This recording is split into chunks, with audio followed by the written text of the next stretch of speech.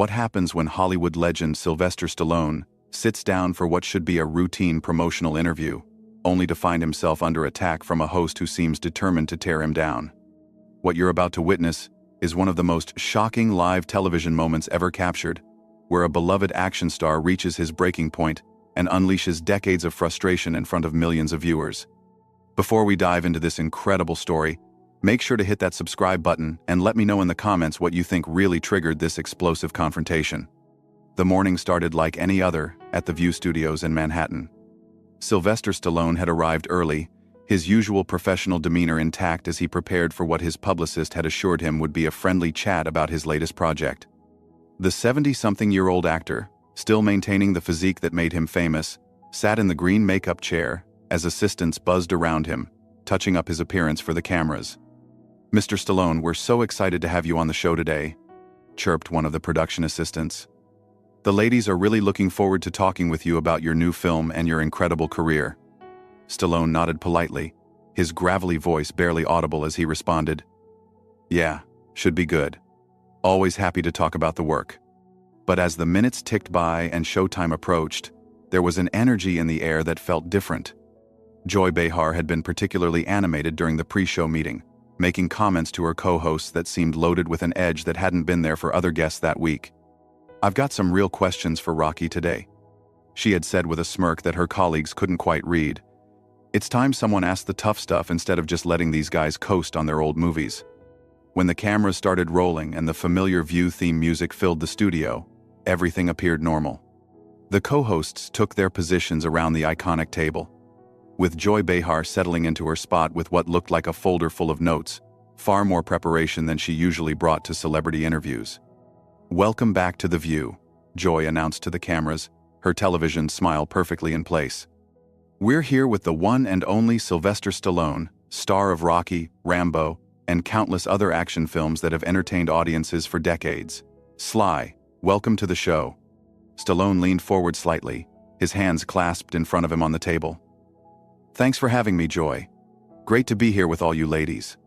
So let's talk about your new project," Joy began, but there was something in her tone that the other hosts immediately picked up on. It wasn't the warm, conversational approach she typically used with guests. "You're still making action movies at your age. Don't you think it's time to maybe step aside and let younger actors take over these roles?" The question hit the table like a cold splash of water. Even Whoopi Goldberg shifted uncomfortably in her chair, while Sarah Haynes shot a quick glance at the producers off camera.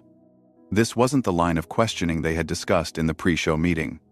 Stallone's expression remained composed, but those who knew him well could see the slight tightening around his eyes. "Well, Joy, I think as long as audiences want to see the stories and I'm physically capable of telling them, age is just a number. I mean, Clint Eastwood was still making westerns well into his 80s. But Clint Eastwood is Clint Eastwood," Joy fired back, her voice taking on a sharper edge.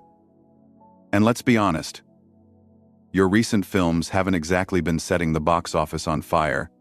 Isn't this more about ego than actual audience demand?" The studio audience, which had been warmly applauding just moments before, fell into an uncomfortable silence. Stallone's jaw tensed slightly, but he maintained his professional composure. "I think the numbers speak for themselves," he replied evenly. "The Expendables franchise has been successful. Creed revitalized Rocky for a new generation, and people still connect with these characters. I'm not making movies for ego. I'm making them because there are stories worth telling." Joy wasn't backing down. She flipped through her notes dramatically, as if she had been preparing for this moment for weeks. "Speaking of Creed, wasn't that really Michael B. Jordan's movie? I mean, you were basically just there for nostalgia value, right? Playing the same character you created 40 years ago?" "Joy," Whoopi interjected gently, clearly trying to steer the conversation back to safer ground. "I think what we're all curious about is how Sly keeps himself in such incredible shape for these demanding roles." But Joy wasn't interested in changing direction. She had locked onto her target, and something in her demeanor suggested this had become personal, though no one in the studio could understand why. "No, I want to hear his thoughts on this," Joy continued, completely ignoring Whoopi's attempted intervention. "Because it seems to me like Hollywood has this problem with aging male stars who just can't accept that their time has passed. They keep coming back to the same well over and over again instead of making room for fresh talent. Stallone's hands, still clasped on the table, tightened slightly. His voice remained controlled, but there was a new quality to it that regular viewers of The View had never heard before. Joy, I'm not sure what you're getting at here, but I've spent 5 decades building characters that mean something to people. Rocky Balboa isn't just a movie character to a lot of folks. He's a symbol of perseverance and fighting against the odds.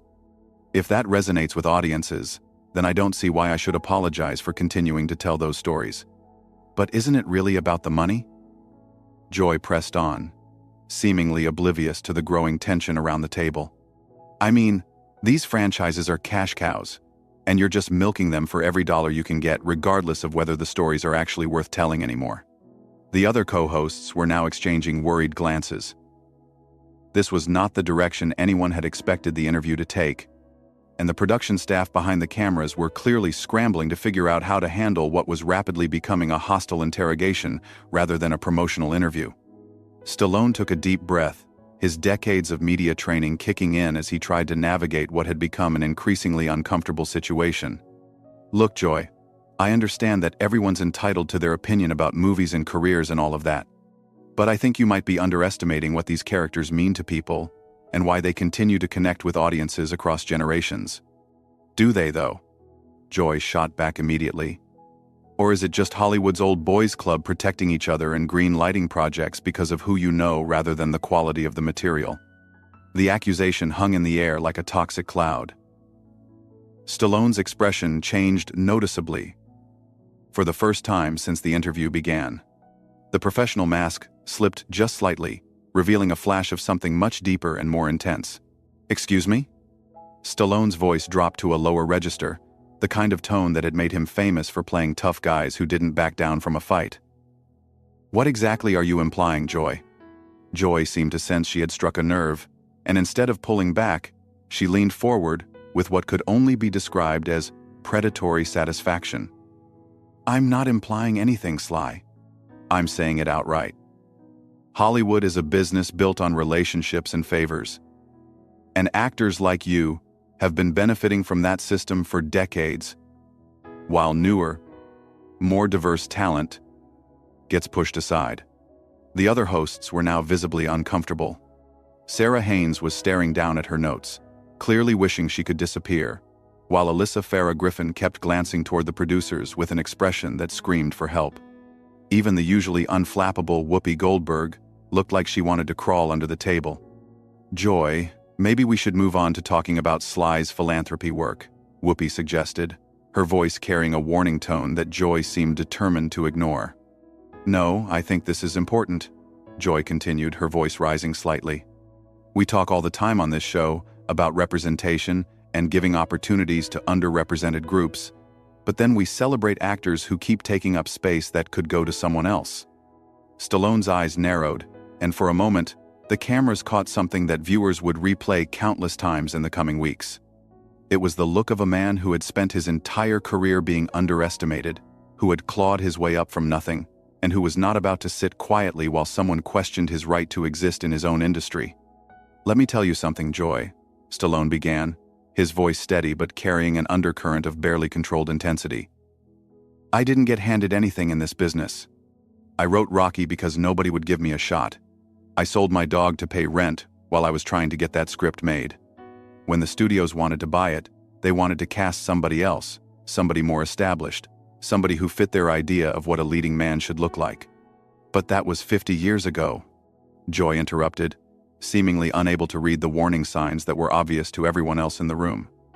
What have you done lately besides recycle the same character over and over?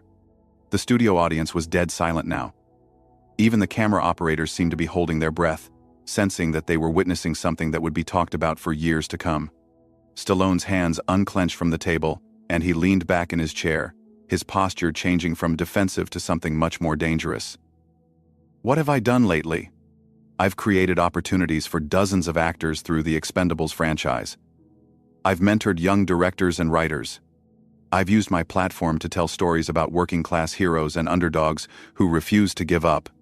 All starring you, of course. Joy shot back with a laugh that sounded more like a bark. How convenient that all these opportunities for others just happen to revolve around keeping Sylvester Stallone in the spotlight. That was the moment. Anyone watching could see it in Stallone's face. The exact instant when decades of frustration and a lifetime of fighting for respect crystallized into something explosive. His voice, when he spoke again, was quiet but filled with a fury that made the entire studio feel smaller. "You know what, Joy? I've been sitting here trying to be polite, trying to play the game. But I think you've got some kind of personal problem with me that has nothing to do with movies or representation or any of the high-minded principles you're pretending to care about." Joy's eyes widened slightly, clearly not expecting Stallone to push back so directly. "I don't have a personal problem with you. I'm just asking the questions that need to be asked." "No," Stallone said, his voice growing stronger. "You're not asking questions. You're making accusations. You're sitting there acting like I'm some kind of relic who should just disappear so you can feel better about whatever agenda you're pushing this week." "I don't have an agenda," Joy protested, but her voice had lost some of its earlier confidence. "Really?" Stallone leaned forward again, his intense stare fixed directly on Joy. "Because from where I'm sitting, it sounds like you've got a problem with successful people who came from nothing and built something lasting. It sounds like you think anybody who's been around for more than 5 minutes should just step aside and make room for whoever you think deserves it more." The tension in the studio was now so thick it was practically visible. The other co-hosts had given up any pretense of participating in the conversation and were simply watching in stunned silence as two strong personalities collided in real time. "That's not what I said," Joy replied, but her voice was defensive now, lacking the aggressive confidence she had displayed just minutes earlier. "It's exactly what you said," Stallone fired back. "You questioned my right to make movies. You questioned my motives. You suggested I'm somehow taking opportunities away from other people by continuing to work in an industry I helped build. And you did it all with this smug attitude like you're some kind of moral authority on who deserves success and who doesn't." Joy tried to regain control of the conversation, straightening in her chair and attempting to return to her earlier confrontational tone. "Look, Sly, I think you're being a little oversensitive here. I'm just pointing out that Hollywood has a diversity problem, and maybe actors of your generation need to step back and make room for fresh voices." But Stallone was no longer interested in playing defense. Something had shifted in his demeanor, and the cameras were capturing every second of what was clearly becoming a defining moment in television history. "Oversensitive?" he repeated, his voice rising for the first time. "Let me tell you about oversensitive, Joy. Oversensitive is when someone uses a television platform to attack a guest who came here to talk about their work and instead gets ambushed with personal attacks disguised as social commentary." "They're not personal attacks," Joy insisted, but she was clearly rattled now. "Then what would you call it?" Stallone demanded. "Because you've spent the last 10 minutes telling me I'm too old, I'm greedy, I'm taking opportunities away from more deserving people, and I'm part of some systemic problem in Hollywood. If that's not personal, then I'd hate to see what you consider crossing the line." The studio audience was completely silent, mesmerized by what they were witnessing. This wasn't the usual celebrity interview where everyone smiled and promoted their latest project. This was raw, unfiltered confrontation between two people who clearly had very different views of the world. Joy seemed to realize that she had pushed too far. But instead of backing down, she doubled down with an approach that would prove to be a massive miscalculation. "Look, Sly," Joy said with a dismissive wave of her hand. "Maybe this is just what happens when people get older and more sensitive. You can't handle a little criticism like you used to. Maybe that's another sign that it's time to step back." The words hit the studio like a lightning strike. The other co-hosts actually recoiled in their chairs, and even the camera operators seemed to take a step back.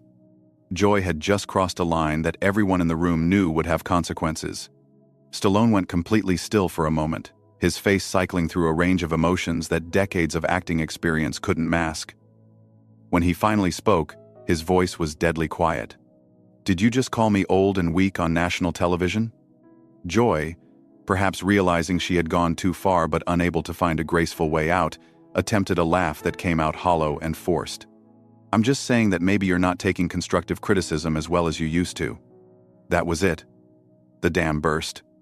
Stallone erupted from his chair with a speed that belied his years, his hands slamming down on the table with a sound that echoed through the studio like a gunshot.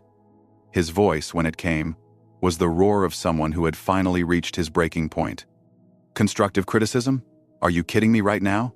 You think what you've been doing for the last 15 minutes is constructive criticism? The studio audience gasped audibly. Several people in the front row actually jumped in their seats. The cameras kept rolling, capturing every second of what would become one of the most watched clips in television history. Joy, you want to talk about age and sensitivity? Let me tell you something about age. I'm 77 years old, and I've been in this business since before you knew what a television camera was. I've taken more real criticism, more real rejection, more real hits than you could imagine in your worst nightmares. Joy tried to interrupt, but Stallone wasn't having it. No, no, no. You had your 15 minutes to tear me down. Now you're going to sit there and listen while I tell you exactly what I think about your so-called journalism. The other hosts were frozen in place, uncertain whether to try to intervene or simply let this play out. Whoopi had her hand halfway to her earpiece, clearly getting frantic instructions from the control room. But even she seemed paralyzed by the intensity of the moment. You want to know about taking opportunities away from people? Stallone continued, his voice building to a crescendo. What about the opportunity you just took away from your viewers to actually learn something interesting about filmmaking, about storytelling, about what it takes to create characters that last for generations? Instead, you turn this into some kind of personal attack disguised as social justice. Sly, I think you need to calm down, Joy said, but her voice was shaking now. Calm down? Stallone's laugh was bitter and sharp. You spend 20 minutes trying to humiliate me on live television, questioning my integrity, my work ethic, my right to exist in my own industry, and then you tell me to calm down? Who do you think you are? The studio was so quiet that the hum of the cameras was audible. Even the production staff behind the scenes had stopped moving, transfixed by what they were witnessing. I've been Rocky Balboa for 50 years, Stallone continued, his voice now carrying the full weight of his frustration. Do you know what that means?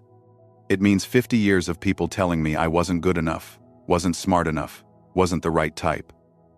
50 years of proving them wrong.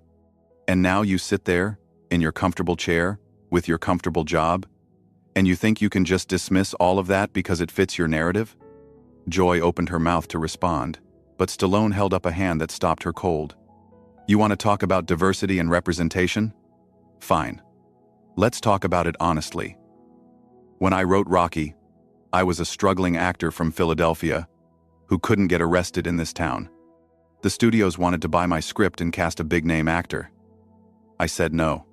I fought for 2 years to play the character I created, and they told me I was crazy, that I'd never work again if I didn't take their deal.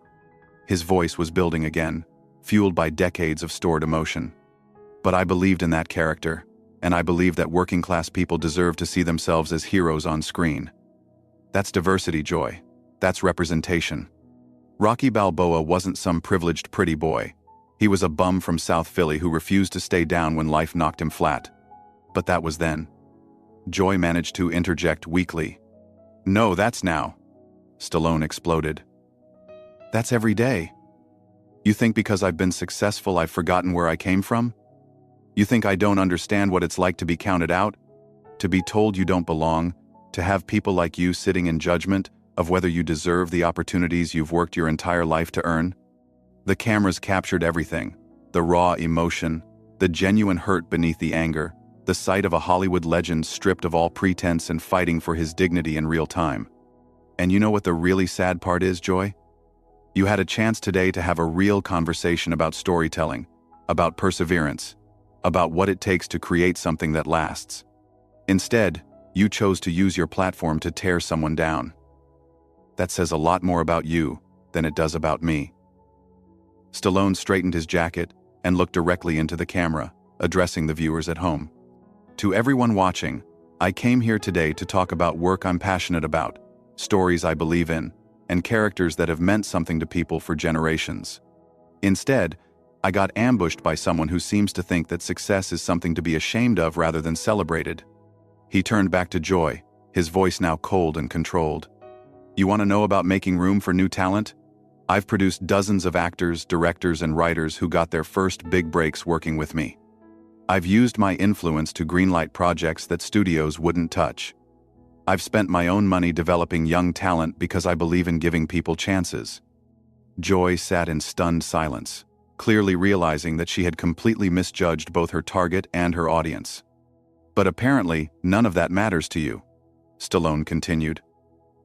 "What matters is that you get to play the role of the righteous crusader, tearing down the establishment, even if that establishment is just a guy who came from nothing and worked his tail off to build something meaningful." He stood up and removed his microphone with deliberate precision. "I'm done here. This isn't journalism, it's ambush television, and I don't have to sit here and take it." As Stallone walked off the set, the studio remained in shocked silence. The cameras continued rolling, capturing Joy's stunned expression and the obvious discomfort of the other hosts. What had started as a routine promotional interview had become something much bigger, a moment that would be analyzed and debated for years to come. And for those few explosive minutes, viewers had witnessed something rarely seen on television: the complete and total dismantling of a host by a guest who had finally had enough. If you enjoyed this incredible story of what happens when politeness meets its breaking point, make sure you hit that subscribe button and let me know in the comments. Do you think Joy Behar crossed the line? Or was Stallone overreacting to legitimate questions?